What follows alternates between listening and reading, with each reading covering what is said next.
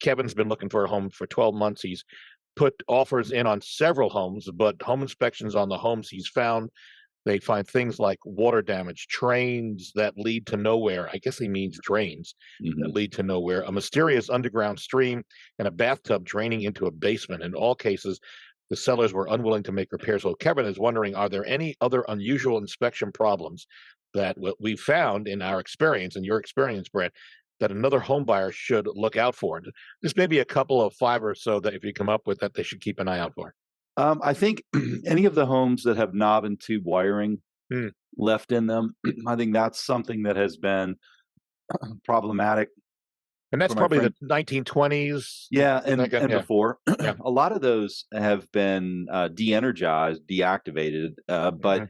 I know insurance companies have some challenges with those when you find them. So we always report it, but we don't know. You know, it can be re-energized later, which is how sometimes when we inspect a home with knob and tube, that they've been re-energized. So that's probably something to be aware of. Some of the homes in the areas that are built on the side of hills that Mhm. have had significant retaining walls or significant structural uh, peering, in particular, adjustments that have been made, repairs have been made to those homes. I think those can be problematic because you never really know if they're still moving. Mhm. That's one. Yeah, you're right. I think any home that's on a crawl space just becomes a question mark if the sellers hasn't gone into them, and a lot of sellers don't. I mean, homeowners don't typically go into their crawl spaces, but we find a lot of things in crawl spaces people weren't aware of. Just like you say, the bathtubs leaking straight into the crawl space, toilets that are leaking into a crawl space, raw sewage under them.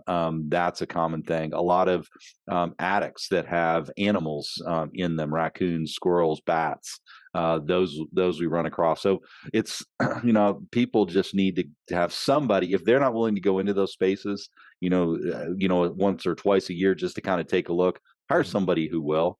Mhm. Just go in and take a look, because those are kind of the biggest surprises. I think any home that has been vacant for a period of time also can become a challenge, whether it's um, water lines that break, creating mold problems down the road, or the drain lines that end up getting clogged up with tree roots because there's no water Mhm. and solids flowing through them. Those vacant homes can be a challenge as well.